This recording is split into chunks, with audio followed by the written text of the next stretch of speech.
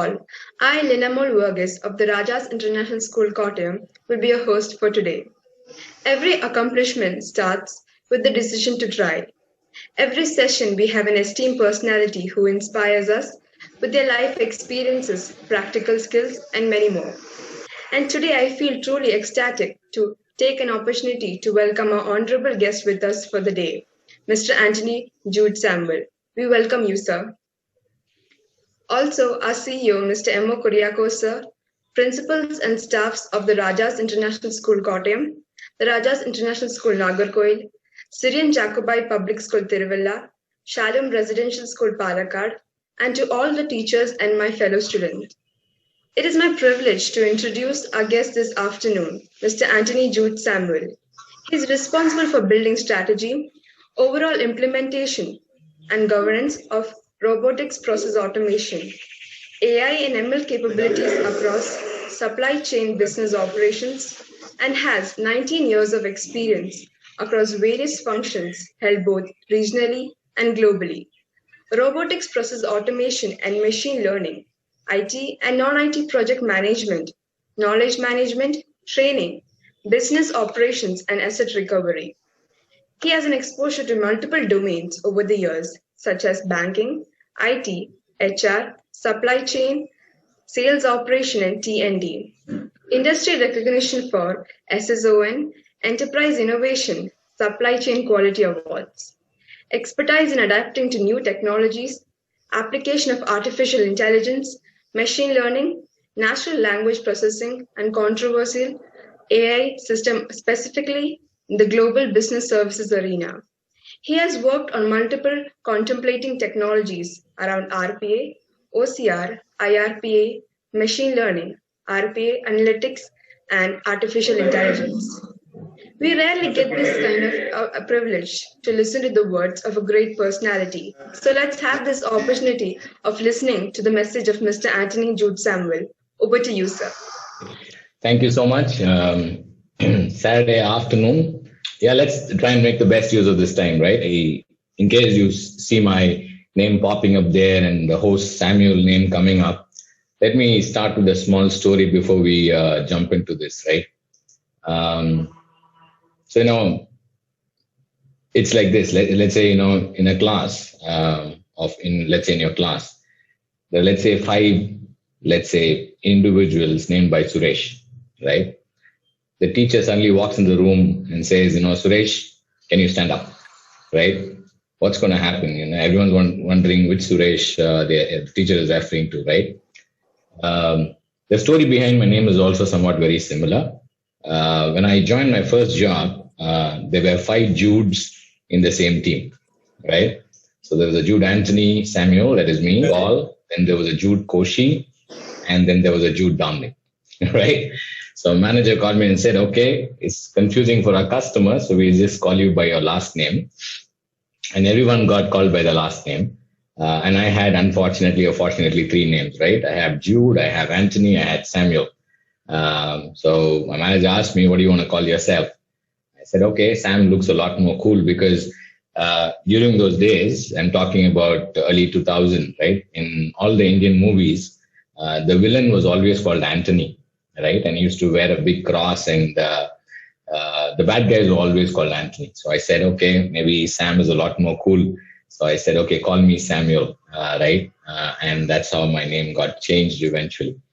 Then I worked for some time and then it just went on, right? So it was then difficult for me to introduce myself as Jude. Only family, friends, very close friends know me as Jude.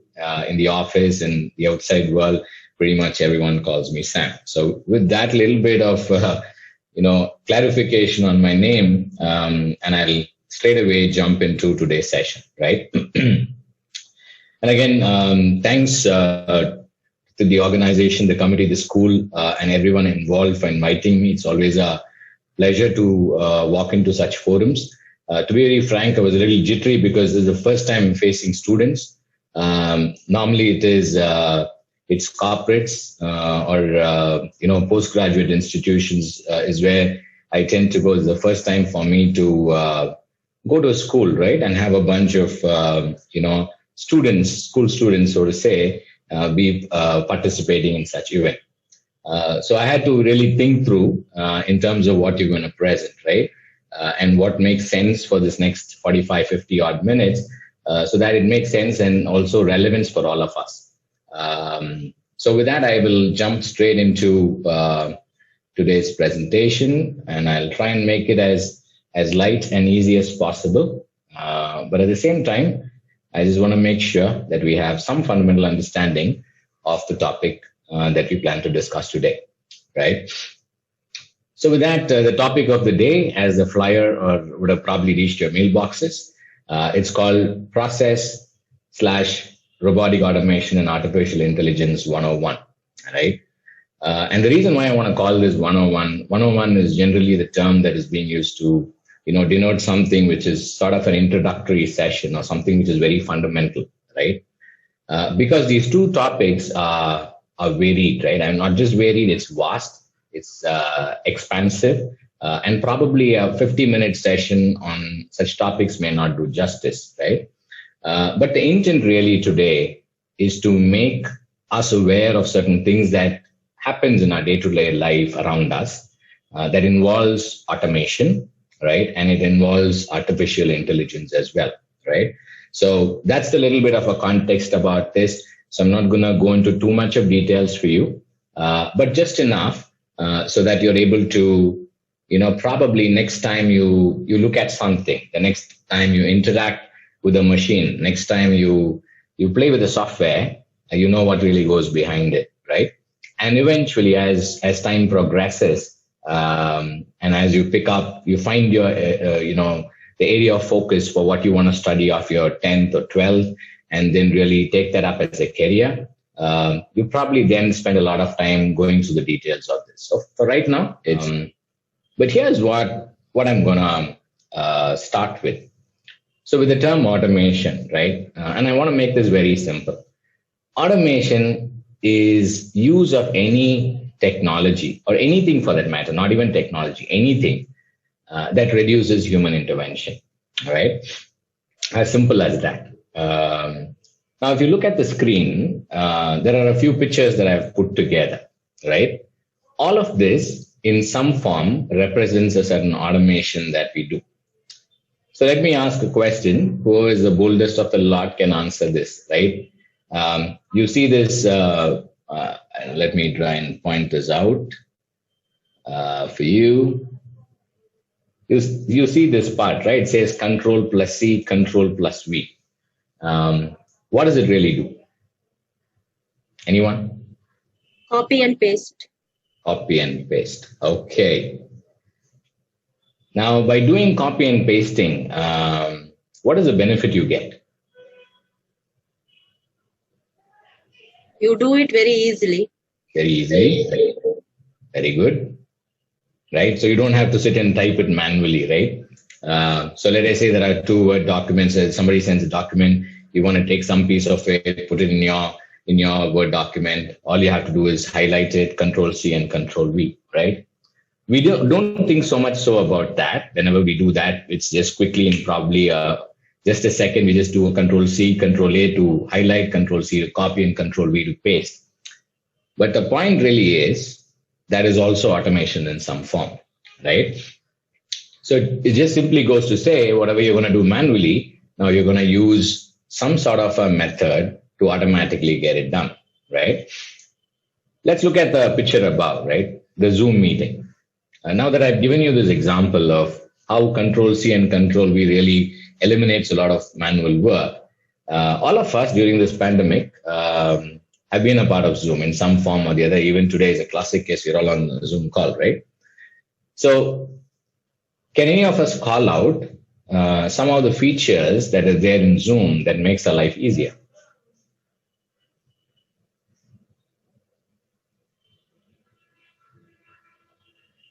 Anyone at all? There is chat. There's chat. Okay, very good.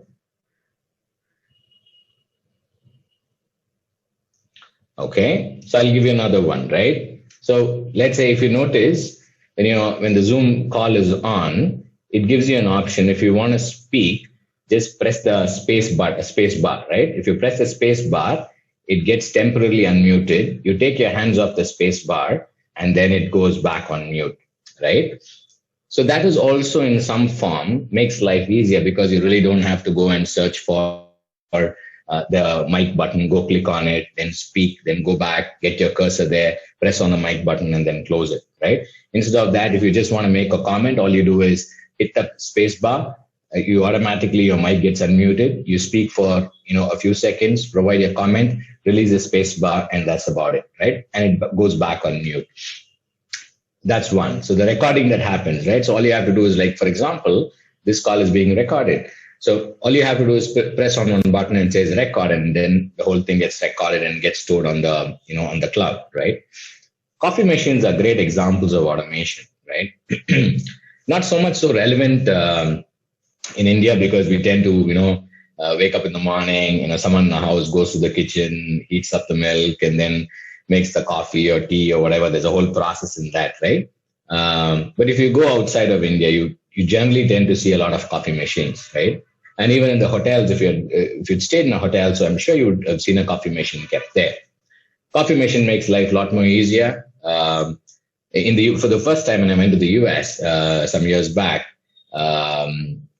so you can go and set the alarm. So you can go set the alarm or timing in the coffee machine. You can say, okay, 6 a.m. in the morning, make the coffee, and this is the sort of quality that I want it. I want it to be strong or super light or medium, whatever. I do all the setting, and then I press OK and I go to bed, right?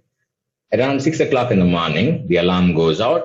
The coffee is ready, hot. All I have to do is just walk over, pick up the cup of coffee, and then sip and enjoy it, right?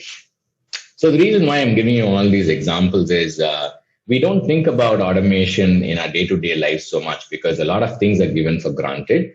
But over the years, over many, many years, right, these technologies and these automation has really taken a giant leap in many things that we do. For example, your ATM machines, right? When I started working, there was obviously, if you have to withdraw cash, you have to go to the bank, right? So you can't, there was no concept of ATM machine. Nobody knew what an ATM machine was. So if I have to get cash, I'll have to go to the ATM, draw the check, give it to the bank person, and the bank person will give me money, and then I can do whatever with it. But today, all I have to do is just walk down the road, look for an ATM, and then take it. ATM is also in a form of automation that makes life easy, right? So that's a little bit of a background about automation. But, we look at the technologies a little later. But really, why does everyone want to get onto automation, right? Especially during the pandemic, in the organizations, a lot of things got disrupted. So the company that I work for, everybody was going to the office, everybody was meeting one another, and, meetings happened and people used to discuss on if there's any issues to be solved and so on and so forth. One fine day, just like that, on March 16th, on March 26th, right? Everybody said, you have to get back home. Nobody's coming to the office. No more face-to-face meetings, right? So which obviously meant that, a lot of things which we wanted to do in person, we were not able to do any longer, especially, talk to one another, conduct a meeting, share an idea. So the whole aspect of moving to the virtual world happened in just one day, right? So March 25th, everything was fine. Everything was happening quite naturally. March 26th, just 24 hours later, we were all asked to go on a virtual world, and everything people were looking to automate, right? So simple things, let me give you an example, right? So if there was a hardware problem, right? If there was a virus issue or something on my PC, all I will do is I'll take my PC, go to the office, look for the IT department, give the laptop to them, and then, they will, troubleshoot it, right? Now, obviously, because of the pandemic, we all can't go to the office. So immediately they set up something called a cloud cafe, right? So which means that virtually somebody will help you, guide you, troubleshoot it. It's not something new to us. It's there in the past, but it takes an altogether different dimension. And because of the number of people you have to deal with, they had to really set up the infrastructure and make sure those services are available to everyone, right? But having said that, for obvious reasons, companies today force or rather push through automation for a lot of reasons, right? One is, of course, automation helps you save a lot of cost, right? For example, let's say you want to know, let's say there are 100 students, right? Examination is around the corner, and your class teacher comes in and says, hey guys, listen, examination details are out right now, the tests are scheduled, so please go to the staff room or to this particular place and ask the person sitting there all the details, right? And they will give you the exam timetable, they will tell you the schedule, they will tell you, what marks the exams for, blah, blah, blah, all of that, right? So all of you guys take your bags, go to that, to the staff room or go meet that person. There's obviously cannot have one person, right? You need to have 10 or 20 people sitting there because you're going to have 100 students walking in and you can't attend one by one. So you need to have 10 staff sitting there and answering questions, right? Now, I'm taking this example just so to say how automation really kicks in, right? So automation kicks in like even through a website, right? So there's a website, you go there, instead of the teacher saying, go meet this person, the teacher says, go to this particular website and the details are available there. So all you do is log into the website and then you take a look at it, you put in your name, you put in your, student number, whatever, and press the enter button. And then it automatically shows you what the schedule for you specifically is, right? Just imagine this. So when we say savings of cost, instead of having 20 people and having them, we just make sure we build an online portal and everything is taken care of from there. So nobody has to go anywhere else, right? So these are all simple cases of automation. So obviously one is cost, right? Second, if you look at automation in general, it's all about speed, right? Now, instead of waiting in the queue and asking someone to give you the details, you just log into the portal and in exactly, probably less than 30 seconds, you have all the information available. One of the reasons why companies push for automation is also to make sure the whole experience is much more faster, right? Even if you go to a restaurant right now, let's say you go to a restaurant with your parents or you go to go along with your friends. So the food might be great and all of that, but imagine you're being made to wait for a very long time. Let's say you go to a restaurant, you order a cup of coffee, it takes 45 minutes to give the coffee to you. Would you be happy? Obviously, you would not be happy. You'll just see, oh, how long is this taking? I'm waiting. You'll call the person, you'll complain, and you'll probably even walk out of that restaurant, right? So automation also helps you with speed. Get that information, get that solution out there much more faster. The third thing, there are many things that I can go on about this particular slide, but I'll touch upon a few things that make sense. Accuracy, right? So automation doesn't make mistakes, right? It doesn't need breaks because it's going to be working constantly. And it's not going to do something very different than what's being told, right? When I was in school, obviously the school was at, let's say, at that time it was 9 a.m. in the morning is when we used to start. So most students will be there at 9 a.m. But then, of course, there are individuals who will come early. They'll come at 8:30. Then, of course, there are individuals who will come late. They'll come at 9:30. Some may come at 10 o'clock. Some may not come because they probably are not well or taken the day off, right? Automations don't go through any of these problems, right? Automations is always available. At any given point of time, they are available for us humans to use immediately, number one. They don't take any breaks. They don't need coffee breaks. They don't need lunch breaks. They don't need playtime. They are always available for us, and we can always use them at the click of a button, right? And that is one of the reasons why, really people push for automation, right? The last one, but is also equally important about automation, really is it makes life easier and makes it more happy, right? Instead of, let's say you're doing an examination, right? Let's say right in the middle of the pandemic, there's an examination being conducted. So let's say, while the test is going on, once the test is finished, if you're given an instruction, now you have to write the examination come and drop the paper in the school. Only then you would be given marks. Let us say if something like that is being asked of you. Number one. Instead, if you're given an option, okay, now you don't have to come and drop it in the school, but you can just send it in an email, scan it, and send it on email to this particular email ID, right? Which one makes it easier? Going all the way to the school to drop the paper, or does it make it easy for you to just scan it and send it online, right? Obviously, option number two.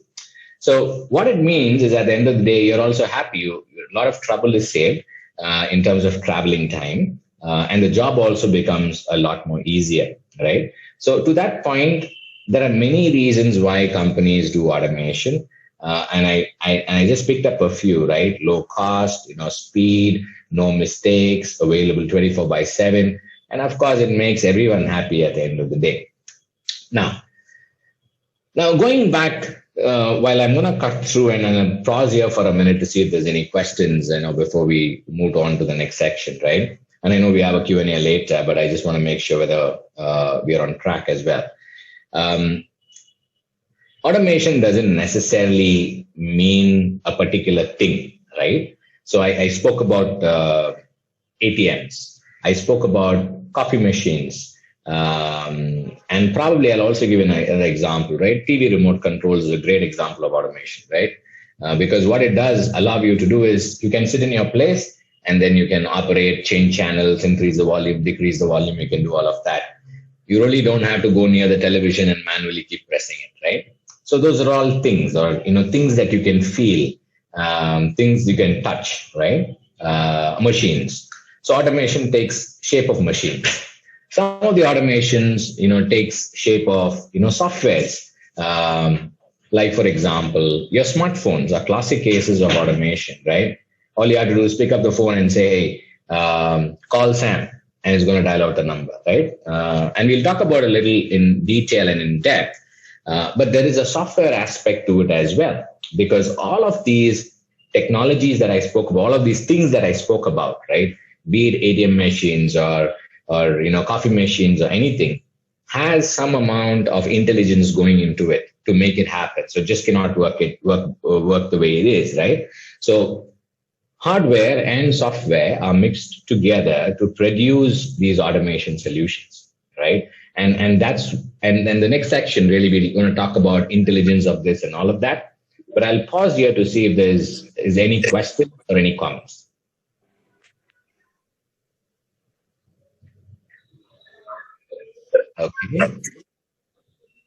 Okay, great. So if there's no questions, we'll keep moving. Okay, and here's an example of software automation, right, in action. So I showed you this slide, right? And this is the slide that we started with. So I made this slide. The slide looks nice. There's a picture on one side, and it's organized nicely. There are 3 other pictures on the side. There's lettering that I've put there, the words and all of that. Nice font. Looks pretty neat, right?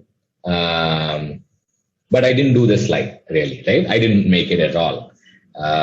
So what I did was I picked up all the pictures from Google so that it's easy for me. So I copied all the pictures. I put it on the presentation, and this is what I want to show you, right? You see this right here? So this is how the left-hand side of your screen, this is what I actually created, right? I took all the pictures from Google. I just randomly pasted it on the screen. I wrote something. Then what happened? The text was behind. The picture was on top of it. So nothing was visible. But what I did is I used a specific functionality, which is available in PowerPoint, right? And I'll show that to you right now. So there's a function called, so let me pick this up, right? So if I want to make this slide look a lot better, I'm just going to go to design and I'm going to click on design ideas, right? If you notice, the moment I click on design ideas, it's giving me automatically, it's taking all of the content here and it's giving me all the options for me. Okay, so this slide can look this way. It can automatically look this way, or it can look this way also, right? Now just imagine if I had to sit and make this slide look this way. right? If I have to make it look this way, then there's a lot of effort I have to put in. So I have to organize the text, I have to cut the pictures, images, place it in the right place, blah, blah, blah, all of that. But it got done in less than, I won't say even less than, it probably took about 2 seconds. I just clicked on it and I said, make a new design. So automatically it ended up giving me this view, right? So this is what I made and this is what I ended up with. So look at it, how better it is looking, right? It obviously is a lot better. It looks a lot presentable. It saved me time, most importantly. Okay, let's look at the benefits right now. I said save time. So it took less than, let's say, a couple of seconds to make this, and the system made it for me. It saved time for me, right? Number one. Number two, it is accurate, right? It didn't make any mistake. It took all the information I gave, but it just created in such a way, aligned it, made sure it fitted in the screen size pretty well. So it was very accurate, number two. Number three, what did I also say? I spoke about experience, right? I spoke about simplifying things, making life easier. So just imagine, instead of spending 1 hour making this good looking slide, I just clicked on the button and just like that, it created everything for me and just throw it back to me, right? This is a classic example of how software automation really works, right? Where you really don't, it's all the codes that work in the background, all the algorithms that work in the background, you really don't see it. But eventually, it makes it up for you and throws it out to you, right? Hopefully, with that example, we are able to relate this to the whole automation landscape, right? And of course, there are a lot of softwares and tools available, right? So I'm not going to get into that at this juncture. There are many technologies that are available today that help you do automation. If you go to Google, right, and you can, obviously, everyone's conversing with Google, right? So you can go to Google and you can type, how do I automate downloading of emails? Let us say every time an email comes to you from your school, you just want to download it and put it in a folder. You can go and type that. It will tell you some ways in which you can do it. So that is automation in one form. That is called software automation, right? Then there is a whole landscape of things called robotics, right? In the other world, like for example, factories use a lot of machines, right? Which has a lot of intelligence. So it will lift cars, it will move from one place to another, it will paint the car, it will fix parts into the machine. So that's another robotics altogether. So when you talk about automation, there is an industrial level automation, which happens in the real world. And then there is an automation that happens, which is the software automation that happens in the digital world. So what you're seeing on the screen right now is the digital world, and the automation example I gave you is an example of how software automation really works. Okay. Now, with that, I'm just going to do a quick time check. Okay, so we are on course. I'm going to move to artificial intelligence. I mean, we'll spend a few minutes and I'll watch a video. I'm sure you'll all get bored looking at my face. So we'll turn on a video in just about a minute or so. But let me talk about AI, right? AI has been there for ages, right? Artificial intelligence has been there for ages, for, I don't know, maybe 40, 50 years. It's just that it's taken time to really develop. Because AI, you get a proper AI solution, you need a lot of other things to go along, right? Again, that's another vast topic, but we'll keep it for some time later. So AI has been there for long. And today, you and I interact with artificial intelligence literally every single day of our life, right? So I'm gonna leave this on the screen for a minute. Look at all the pictures, right? So you see this nice looking robot. Okay. In case you're wondering, was this a random image? No. You can go and do your Google, right? So obviously after this, you're probably thinking, you probably want to go a little bit more deeper, right? So go to Google and type Pepper, right? Pepper, Pepper, and robot. It'll give you some results. You can go and read up about that. So this robot, in case you're wondering what it is, it's called Pepper. The picture on your top right-hand corner is a self-driving car because nobody's driving it and it's driving it by yourself. And I have seen a self-driving car, right? When I was in the US in Palo Alto, California, I was the first time I went there. Me and my friend were walking, and he called me and he said, "Hey, Sam, see, that's the self-driving car." And I looked at it. The person driving the car was actually sitting behind me. And then the car was going by itself. It had cameras all around and all of that. It was in public space. So that's a self-driving car. How many of us use Spotify? Most of us, some of us, right? Spotify is another example of artificial intelligence. Netflix, right? I'm 100% sure everyone's watched something on Netflix, right? That also uses artificial intelligence. So what really, okay, now we know, okay, these are various things that use artificial intelligence. Google uses a lot of artificial intelligence. Your Google Maps, I'm sure all of us, it uses AI. The things that you or speak on Google Assistant, right? You pick up the phone and say, "Hey, Google, call my friend," and you give the name. Or say, "Google, can you set an alarm for 6 a.m. in the morning? Google, can you tell me what the weather is?"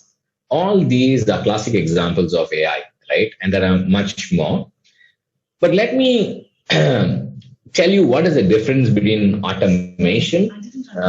See, now while I'm talking, the Google Assistant next to me started speaking, right? That's another problem with the AI. So, but anyways, so automation makes life easy. It does the manual things for you. It does the sort of, I would say, standard things that you don't have to think so much about. That's what automation does. So let's take a classic example. So let's take exam schedules, right? So you have a website. You can enter your email ID, password, and your student ID and press enter. It will tell you what your exam schedule is really. That's an automation, right? Very simple automation. It gives you an exam schedule, tells you the dates, subjects, and blah, blah, blah, right? Now let's talk about artificial intelligence. Now let us say, I'm just trying to think of what will be the right, use case for this. So let us say you have the exam schedule, but you also want to know a little bit about what are the topics that are going to be covered, right? So there are different schools, right? So there are different schools that are there, and each of these schools teach a lot of subjects, right? So let us take maths, for example. So some schools would have covered, let's say lesson 1 to 2. Some would have covered just 1. Some would have covered just 3, whatnot, right? How do we make sure that the right question paper is being sent to the right school, right? So we collect all this data. The machine goes through all this information on what is being taught in each school, understands the pattern, and then also understands, okay, for this particular school, I need to set the question paper this way. Now, this otherwise has to be done by a human, right? Unless and until a teacher is involved in it, you really can't do it. You have to have a human being involved in this process. Now, AI comes in that space. AI is what tries to replicate something called cognitive capability, right? The word cognitive, you can Google that. So cognitive is about all that as humans we are able to think and do, right? So it's like this. You cross the road. You just don't blindly cross the road, right? So before you cross the road, you turn right, you turn left, you look around, you see if there's any vehicles moving, and then you then cross the road.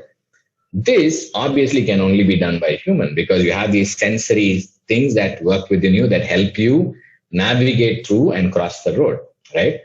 AI tries to replicate to an extent what humans really do, right? So it thinks and acts like a human, right? Now, to what extent has it gone? Okay, that's a different story altogether.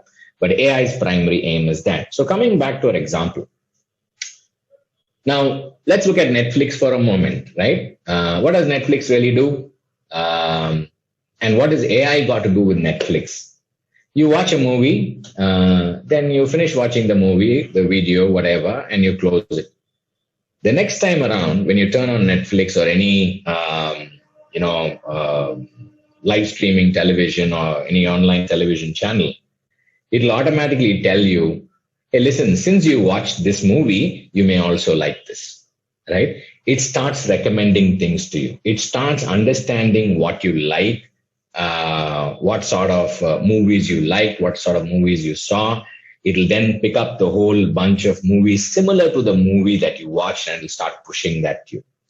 Let's look at Spotify, for example, right? Spotify, if you know it, it's great. If you don't know, it's a music app. You can listen to tons of music there. One of the things Spotify does is you listen to a music and it'll tell you, listen to a song, and it'll tell you, okay, because you like this song, I think you may also like this song. Now, if you didn't know, Spotify obviously will have millions and millions of songs. So, and there are billions of people listening to it, right? And okay, let's not say billions. So there are millions of people listening to Spotify, and each one is different, listening to different songs.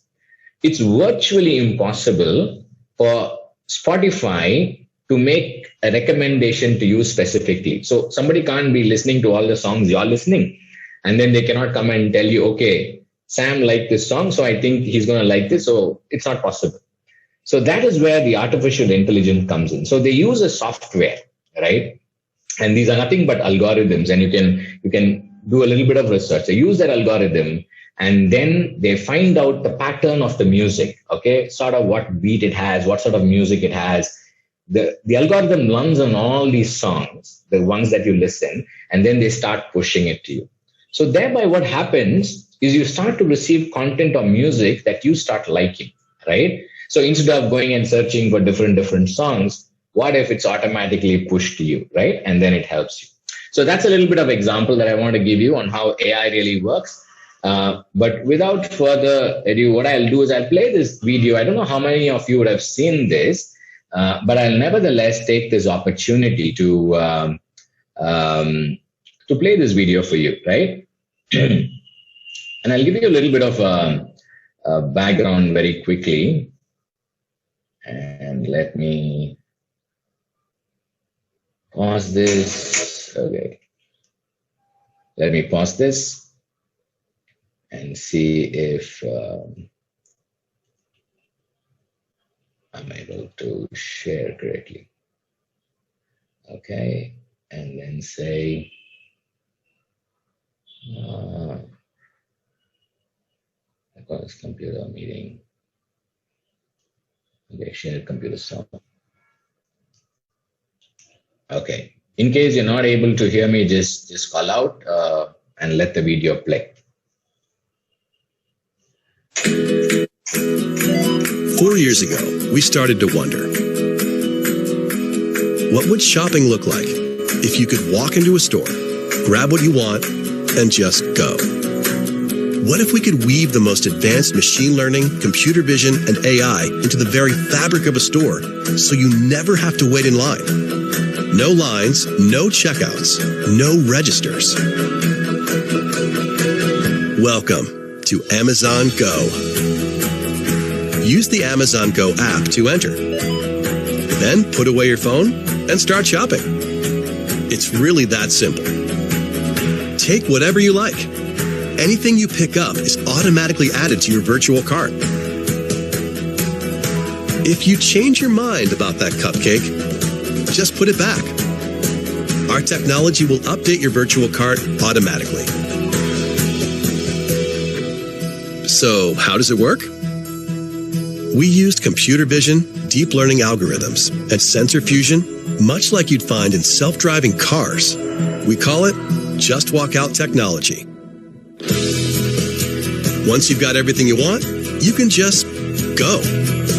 When you leave, our Just Walk Out technology adds up your virtual cart and charges your Amazon account.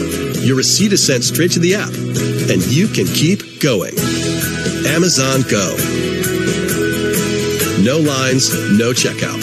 No, seriously.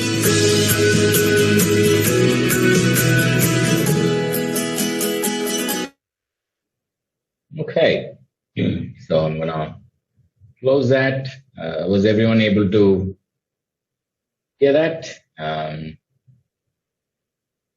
Yes, no? Okay. Yes, sir. Okay, great. Okay, so I just want to know. Okay, so this is Amazon Go. I'm sure if you've seen it, great. If you've not seen it, very brief summary of what just happened on the video. You're trying to catch up with that. You can always go to Google, YouTube, and type, Amazon Go, and you can see the video there, right? So this is a classic case of automation, AI, all combined into one. Right? So you walk into a store. Normally, you probably have to wait for the billing. Somebody has to guide you, whatnot, right? You have to pay the bill, of course, wait for the change. If you're using a card or a credit card, got to swipe, enter the PIN, all of that. So Amazon Go is you walk into the shop, pick up whatever you want, and just walk out of the shop. Now, everything is managed automatically, right? Now, if you go to a regular shop, somebody has to take every item and bill it. But the fact that this particular store, the Amazon Go grocery shop, really is completely managed by a virtual agent and all the AI technologies that is available. And it spoke about computer vision and all of that, right? So what's really happening is it gives you an environment, or rather, the first biggest benefit that you have is it saves you a lot of time, right? Number one. So no waiting in queues, no waiting in lines, nothing. Second, it just happens, everything happens virtually, right? In the sense, all your billing happens virtually, you get the receipts virtually, all of that, right? And of course, it's very efficient at the end of the day. It gives you that much more amazing experience because you walk in and pick up what you want and you get out. So let's say you're running late. You don't want to enter a shop and start waiting in next to you. Just go in, grab what you want, and just walk away from the shop. Everything gets taken care of, right? So this is an example of how one of the biggest brands in the world, Amazon, right, uses AI technology, right? And having said that, let's do this. And I spoke a little bit about this, right? About robotic process automation and what automation really is all about. We also now spoke a little bit about AI, on what AI really does and how it can be used, right? I will now get into a little depth of this AI, right? So because I just don't want to send you off with these videos and just general information, but I think you also need to know, okay, what is just below the hood, right?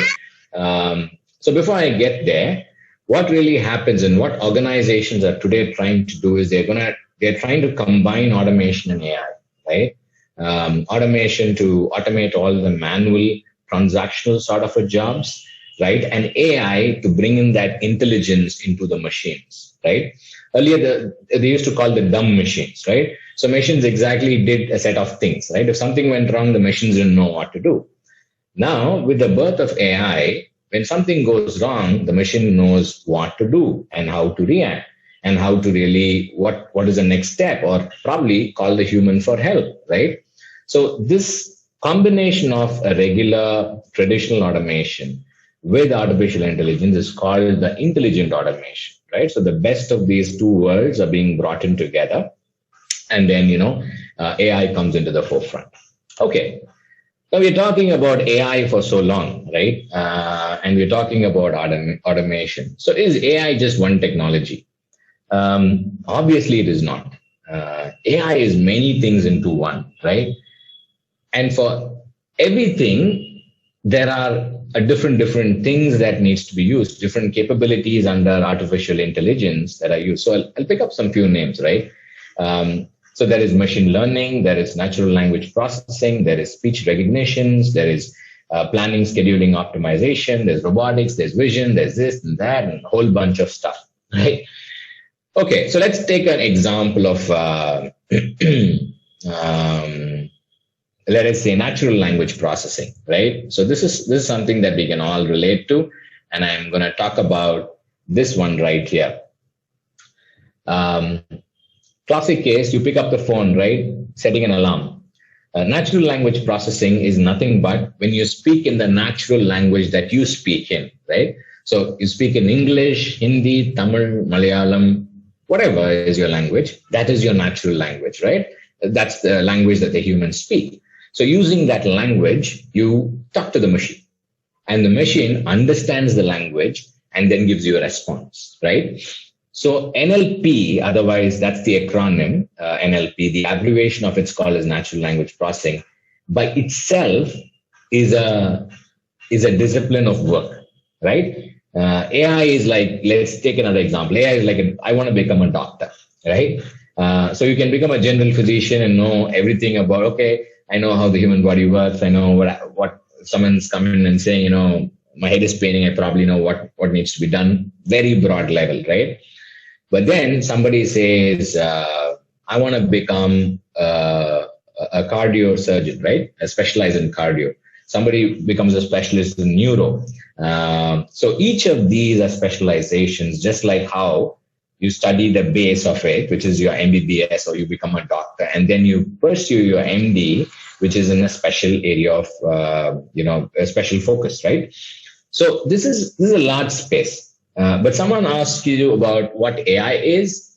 AI in general is about building intelligence into machines, but there are very many ways in which you have to do, and a combination of many of this put together is what AI really transforms into, right? So natural language processing, I give you an example, right? Machine learning. Let me give you another example of machine learning. You're traveling from, let's say, Chennai to Kerala. What is the first thing that you do? You go to Google and say how long it's going to take. Google tells you a time, right? It tells you 8 hours, 20 minutes. How does Google tell you all of that? Obviously, it tells you with a lot of information that it is gathered from a lot of people, right? And we'll talk about that a little bit from now, right? So machine learning is teaching machines information that you know and making the machine smarter and intelligent, right? That's another example. Vision. So let's talk about computer vision, right? So I don't want to go about the self-driving cars. Let's take a very simple example, right? You have a piece of paper. Let's say you have written a letter or some document you have written, right? Or probably somebody has given you a printout of a particular page, right? And says, hey, here's the page, use it to read. And suddenly your friend calls up and says, yeah, I think I also may need the paper. Can you give it to me? So what do you do is you probably are going to take a photograph of it and send it. Now, let us say, let's make this a little bit more complicated. Let us say you have this piece of paper. You have information on that paper, but let's say it's a big one. You want to use some of it while you prepare your project work, and then you want to type the rest, right? What you normally will do is you take this paper, it's not in digital form, right? It's a printout. So obviously you have to sit and type. Now AI comes into play here. Now I'm sure you would have used it. If you've not used it, you can try it, right? There are scanners. Your phone camera, what do you do is you take your phone camera, you take a picture, and then that picture, using that, there are capabilities called OCR, optical character recognition, combined with computer vision, extracts the text in that picture and sends it onto your computer, right? So instead of sitting and typing all of this, you can use scanners which actually scan the data on the page, converts it into text, and then sends it, which essentially means something that your eyes will tend to do. What your eyes and hands really do is what this machine or rather this technology or software is really doing for you, right? So each of this, we can spend a lot of time, and I'm just trying to make sure we're good. Okay, I think we're running out of time. So I'm going to make sure I'm going to wrap it another 5 minutes, right? So each of this is a vast area. Spend some time, go through it. The last one, of course, now that we have seen all of this, let's take a look at the example, right? The Google Map example that I gave you. Google Maps combines a lot of things together, right? And I'm going to go back to this slide. It uses natural language processing. It uses machine learning. It uses prediction systems. It also uses, I won't say computer vision. It does a lot of planning work. A lot of that happens in the background. It does a lot of information extraction, right? So it doesn't use all of these branches, but it uses many of these branches, right? And that's how Google Map works, right? So if you're really wondering, obviously these are things I'm guessing you probably already know. If you don't know, then it's a good thing to know. How do you know the speed in which the traffic is moving. How does your Android phone tell you, okay, to go from here to there, it takes like 15 minutes to go, right? The way it actually tells you, it collects a lot of data. When you get an Android phone for the first time, and whenever you install any app, it'll say ask for permission, right? What you're actually doing by giving these permissions and all of that, you're sending back data and information back into Google. So Google collects all the information from all the phones, right, that are on the street. It may really seem like bizarre. I mean, so many millions of phones and it's collecting all that information. Yes, it actually does, right? So it collects a lot of information about the speed, how many phones are closer together, right? Because you're keeping the phone in your pocket or in your car. So it takes all that data and it converts into live traffic condition and gives it to you, right? So how does that? Okay, so that's how the thinking behind it is. But obviously, it uses certain algorithms to make it happen, right? This is the algorithm that is being used, right? So that's an algorithm that they use to help you know what is the shortest distance between, let's say, your school and your house, right? There are many ways to get to your school, to your house, but Google can actually tell you what is the best route because it takes all the data of people going from here, there, who's reached fast, who's reached late. It takes all of that and it gives you a proper recommendation, right? So at the end of the day, it uses vast amounts of data, aggregates information from a lot of users, right? It could be from the phones, it could be data provided by the government, it can be real-time user feedback, right? So let us say there's a traffic jam, right? One of the things that Google asks you, is there an accident? Is there some construction work going, right? It'll ask you on your phone. So the moment you say yes, right? You're not only the person who's going to say yes. People like you, there'll be hundreds of people stuck in the same traffic jam like you. Let us say even 20 people respond with an S, Google collects the data, and then it uses the data to build that intelligence and tell people in all of the 100 people in that area that there is a traffic jam there. Yeah. So with that, what I do is I'd probably close out for today. I know we're just about time. But if you want to try automation and AI, right? There are many ways you can try it. Automation, there's a company called UiPath that gives you some community edition. When I say community, it's basically a free edition. You can go to uipath.com and look for something called Studio X, right? Studio X is a low code. You don't need to know how to code. You don't need to know, the development methodology. It'll guide you step by step on how to do, right? So UiPath is a great place to start for, basic automation, software automation. A simple example you can take is whenever an email comes to my email box from my class teacher, make sure download it into this folder. So let us say you want to build an automation like that, you can actually use UiPath to do it, right? You want to get into machine learning, it may be a bit more complicated, but there are many no-code machine learning softwares available online. Runway ML is a no-code platform. You can try it out. You can also go to Microsoft and you can use the trial version called Power Automate. It has many artificial intelligence related components there, so you can try that out as well, right? But the best thing I would really encourage you to do, to know more about AI, to know more about automation, every time you see something that you interact with, be it your phone, be it some voice device, be it Alexa or whatever, try and learn about it. Go and type in Google, ask how it works. So it's going to tell you some details, right? That's the only way we can learn, right? So question things that you see every day, and it obviously will lead you to finally to the answer. Okay. With that, I come to the end of the session. I'm going to wrap this up. And the reason why I put this slide, right? It has a lot of pictures in this. Now you see drone here. You see, you see social media here. You see an environment globe thing here. Then you have bloggers, right? That's the one here. So many of these jobs, guys, did not exist even 15, 20 years back. All these jobs are new jobs, which means that when I started working, there was no social media.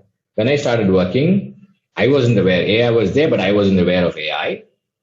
okay, when I was in school, there was no internet, right? I'm sure your parents would have told you that.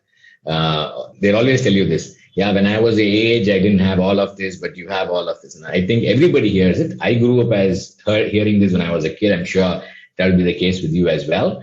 But there are a lot of these technologies came into vogue in the last 15, 20 years. And so did these jobs as well, right? So which means only one thing, you have to be in touch with what's happening. You have to stay current with what's going on. And you have to always have the mindset of continuous learning. And that is the only way that you can be one step ahead of the rest, right? So thank you for this great opportunity to talk to you all. It's been an absolute pleasure. I hope the session was useful, at least, if not all the detailing, it helped you started thinking. So with that, I close my session and stop sharing. Over to you, Lena. I invite Kuriakos sir for concluding remarks.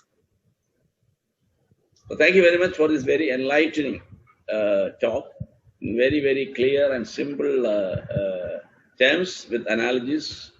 I thank you very much, and we look forward to having you in future also for such wonderful talks.